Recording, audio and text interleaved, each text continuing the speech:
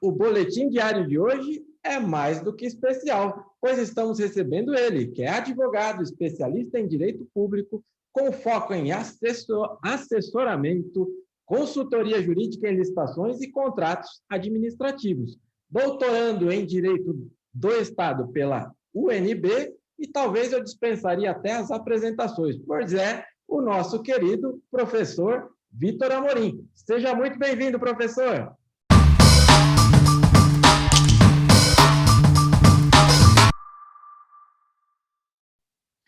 Obrigado, Ricardo. É uma grande honra estar aqui participando desse programa. Eu acho que é muito esclarecedor para todo o público e vamos tratar hoje de um tema que eu acho que interessa a todo mundo, né? Vai ser uma grande oportunidade de estar esclarecendo alguns pontos aí para todos os nossos ouvintes. Com certeza, para a gente é um dia muito especial, tenha certeza aí, viu, Vitor? Então vamos lá, eu quero aproveitar aí a sua agenda, né? O licitante hoje, ele está o quê? Está carente, né?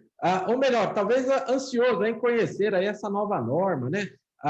Gerou aí todo esse frisson aí no mercado, né? Então, eles estão em busca aí do texto final, mas, inclusive, já assisti uma live sua, né? Existem, né, professor, os autógrafos, vetos parciais, os vetos políticos aí. O senhor poderia esclarecer para nós aí como que é esse trâmite legislativo, por favor?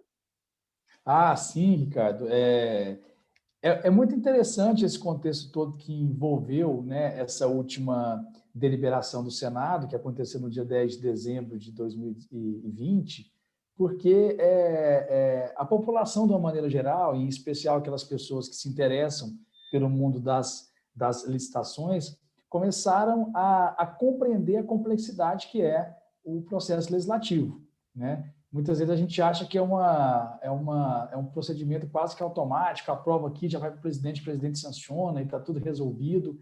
Mas, na verdade, existem meandros importantes, né? Meandros esses que nós vamos falar aqui, e até mesmo para justificar para todo o público, né, para os nossos licitantes, por que nós não temos ainda uma nova lei de licitações, né? Nas minhas redes sociais, nas minhas publicações, nas minhas lives e textos, eu sempre gosto de evidenciar isso, né? Apesar da gente usar essa denominação nova lei de licitações, o fato é que nós não temos ainda uma nova lei. O que nós temos é tão somente um projeto do que virá a ser a nova lei de licitações, projeto esse que passou, né, por uma aprovação já definitiva por parte do Congresso Nacional, e se juntando tanto a aprovação da Câmara quanto a aprovação do Senado Federal, mas o processo legislativo ainda não finalizou, né? E aí a gente tem até algumas expressões que até então não eram muito usuais, né? Como, por exemplo, a questão dos autógrafos, né? Porque como é que funciona? Esse projeto, como todos nós sabemos, ele se iniciou no Senado em 2013. Ele foi aprovado inicialmente em 2016, seguiu para a Câmara dos Deputados em 2017. A Câmara dos Deputados, através de suas comissões, né, passou por toda uma deliberação, foi a plenário, mas a Câmara dos Deputados, em setembro de 2019, aprovou um substitutivo, ou seja, um texto que substituía aquele que vinha do Senado. Como o Senado foi a casa iniciadora e nosso parlamento brasileiro ele é bicameral, então volta para a casa iniciadora para deliberar definitivamente sobre aquilo que foi aprovado pela Casa Revisora, que é a Câmara dos Deputados.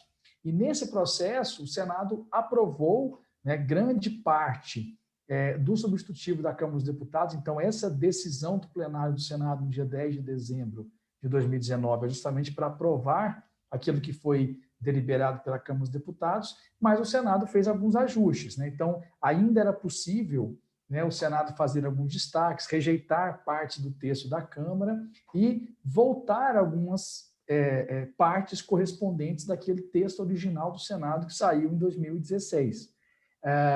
E aí, veja, nesse processo, né, a gente tem que passar por uma etapa de consolidação para justamente, a partir do texto base, que é o substitutivo da Câmara, e dos destaques que foram feitos para o Senado, e das alterações que foram promovidas até pelo próprio relatório do senador Antônio Anastasia, nós vamos formar o texto final, que é aquilo que vai representar efetivamente o que foi decidido pelo Senado Federal. O que eu tento mostrar para todos é que isso não é uma tarefa fácil, né? Muitas vezes é muito complexo você colocar no papel, revista técnica legislativa, um texto claro, um texto conciso, um texto objetivo, sistemicamente coerente, você colocar no papel aquilo que realmente representa uma decisão da Câmara dos Deputados e do Senado Federal. Não é uma tarefa muito fácil, né? Existem setores ali específicos dentro do Senado Federal e também, como existe dentro da Câmara dos Deputados, que se dedicam especificamente a isso. Mas por que demorou e está demorando tanto? A gente não pode esquecer o seguinte, quando o PL foi aprovado no Senado, ele foi aprovado num contexto de um esforço concentrado, porque nós temos um recesso legislativo, e era um ano continua, né, ainda sendo um contexto de pandemia, então o Senado não está funcionando normalmente, as suas comissões estão paralisadas, o sistema de votação do Senado está sendo um sistema de votação remoto, então é algo completamente excepcional. Então, praticamente, não se mexeu nesse texto assim que terminou o ano de 2020. Já no ano de 2021, começou-se ali o trabalho de consolidação de um estudo aprofundado, né? E eu tenho a grande satisfação de poder contribuir, né, como especialista que sou dentro desse processo no Senado, e nós identificamos que existia ali uma série de incoerências no texto, né? Então, não vamos dizer assim, como se a gente não tivesse concordando com o que foi aprovado, porque isso a gente não pode mudar, mas em questões redacionais, incoerências redacionais sistêmicas também da própria lei, até umas questões também de técnica legislativa.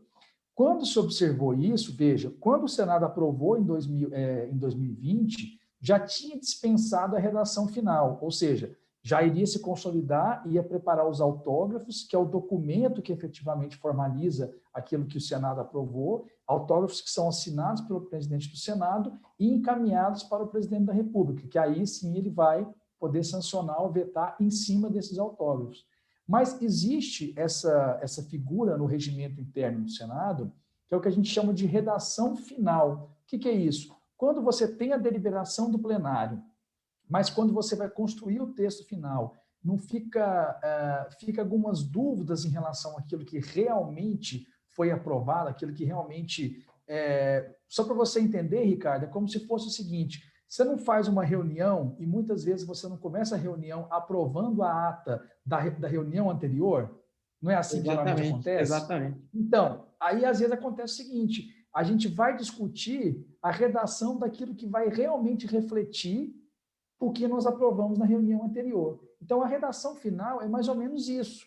Só que, como a gente está no parlamento, tem um procedimento especificado no regimento para isso. Então, essa redação final, ela está sendo feita, nós estamos trabalhando nela, a tendência é que ela seja publicada no Diário do Senado Federal, no mais tardar, na semana após o Carnaval, mas pode ser que isso aconteça na semana que vem, porque essa semana não vai ser publicado porque nós estamos numa semana de eleição da mesa, acomodação dos novos cargos, né?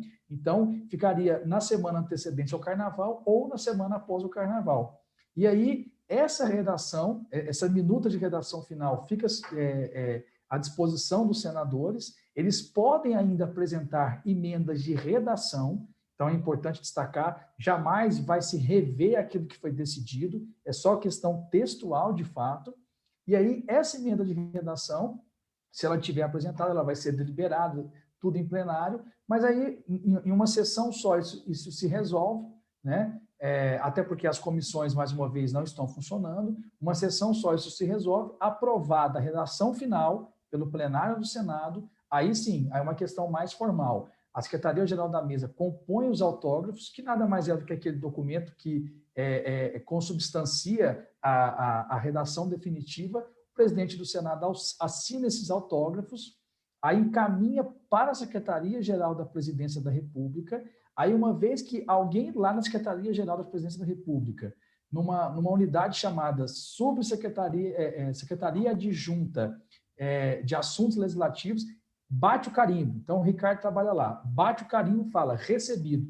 A partir daquele momento, a gente começa a contar o prazo de 15 dias úteis para a sanção presidencial. Lembrando que na contagem desse prazo se exclui o dia do início, ou seja, o dia que foi recebido, passa a contar do dia útil subsequente e inclui o 15º dia útil, que é o dia final. Então, nós estamos aí nessa situação. Perspectiva, na minha avaliação, o texto, os autógrafos seguem para a presidência no final de fevereiro, começo de março, e eu creio que a presidência, como é um assunto muito complexo, apesar dos órgãos do Poder Executivo já estarem trabalhando em cima do texto, né, que não é o texto definitivo, mas já estarem trabalhando em cima daquilo que virá a constituir os autógrafos, mas ainda assim eu acho que eles vão ali dedicar grande parte desses 15 dias para uma análise mais acurada de tudo que foi submetido à presidência.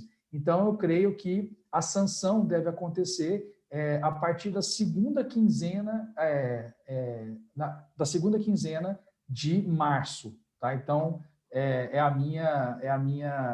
o meu chute em relação a todo esse processo.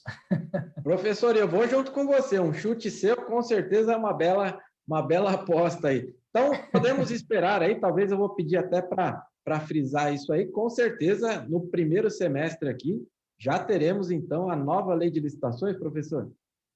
Não, isso aí é sem dúvida, né? Muitas pessoas, inclusive, me perguntam, corre o risco, né, do presidente vetar integralmente a nova lei?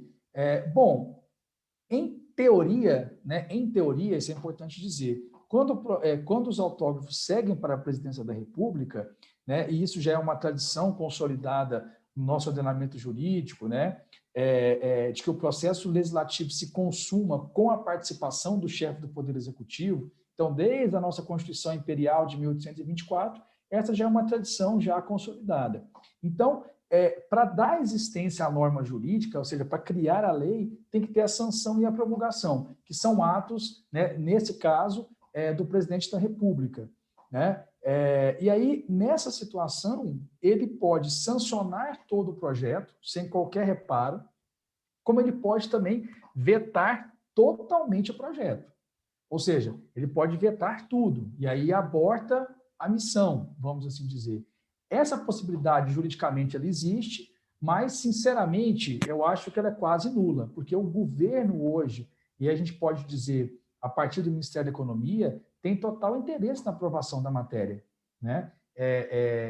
E a lei não padece de uma inconstitucionalidade sistêmica e geral, existem ali problemas pontuais, mas geral, a ponto de justificar um veto integral, né? Agora, na minha avaliação, vão haver vetos parciais, então o presidente da República pode vetar parcialmente, mas ele sempre pode vetar, de acordo com o artigo 66 da Constituição Federal, o dispositivo inteiro. Ele não pode vetar, por exemplo, uma expressão, ele não pode vetar só uma parte, e ele não pode vetar, e ele não pode alterar a redação. Então, ou ele veta o artigo todo, ou ele veta um parágrafo, ou ele veta um inciso, ou ele veta uma linha. O que ele não pode fazer é vetar uma expressão. Eu acho, sinceramente, que vão haver vetos, porque tiveram ali algumas inserções feitas pela Câmara, principalmente, também aprovadas ali pelo Senado, que talvez mereçam ali um certo reparo por parte da Presidência da República, e por isso que é uma atividade muito importante, né, de muita responsabilidade. E só lembrando, Ricardo, né, você ainda acha que já acabou, mas só lembrando o seguinte, né, também pela lógica nossa da Constituição Federal, artigo 66, se o presidente vetar, seja o veto parcial, seja o veto total, né, que é uma hipótese muito remota, né, o Congresso Nacional pode reverter isso, aquilo que a gente chama de derrubada do veto. Claro que é um quórum qualificado e tal, mas é possível, e a história recente nossa política mostra que o Congresso cada vez mais vem realizando essas derrubadas de veto de uma maneira sistêmica. Mas, assim, é uma hipótese muito mais remota, porque tem que ser uma matéria que vai envolver realmente o interesse a ponto de conduzir um quórum qualificado para conseguir, do Congresso todo, né? No caso, é a reunião tanto dos senadores quanto dos deputados, conseguirem derrubar. Então, pode acontecer, por exemplo, né, do presidente vetar partes do projeto, sanciona, então você já vai ter a existência da nova lei de licitações, e aquelas partes vetadas caso o Congresso venha e derrube esses vetos, elas voltarem, elas formalmente são constituídas como uma nova lei, mas elas vão compor ali aquele conjunto que a gente chama de nova lei de licitações. Então, é exatamente por esse motivo que nas minhas postagens e publicações eu venho sempre falando uma palavra, né? Até sendo um pouco insistente nisso. Calma, né? Porque ainda há muita coisa para passar embaixo da ponte. Muita água vai rolar ainda, né, professor? Vai. Então, muito obrigado até aqui, né, porque nos brindou aí com uma verdadeira aula, um pouco mais aí de 10 minutos. Eu tenho certeza que acalmou alguns e alguns ficaram ainda com mais frio na barriga com este primeiro semestre aí, né, professor? Se você assim quer aproveitar aqui a sua agenda para gravar um segundo vídeo, já deixando aqui o convite, porque eu queria entender um pouco mais aí também, né, professor, a dica que você pode deixar aí tanto para o gestor público, para o licitante que está bem ansioso aí. É difícil o dia que a gente não recebe aqui uma mensagem, uma ligação aí sobre a nova lei de licitações, né? E o prazo também para que ela entre em vigor. Eu vou pedir para que coloque aqui por enquanto também, que o senhor mencionou muito bem o seu canal aí no Instagram, que tem aí diariamente, né, o conteúdo riquíssimo, aí o pessoal vai sempre acompanhando. Aqui na Forset temos vários fãs aí do seu canal, então eu peço para que coloque aqui, para que você que já está aqui acompanhando o nosso vídeo, possa acompanhar também o canal do professor Vitor Amorim. Então, não deixe de assistir o próximo vídeo que vai sair na quinta-feira. Por enquanto, muito obrigado, viu, professor? Eu que agradeço. É sempre uma grande satisfação em poder apresentar esclarecimentos desse que vai ser o nosso marco normativo das contratações públicas. Com certeza. A gente se encontra no próximo vídeo.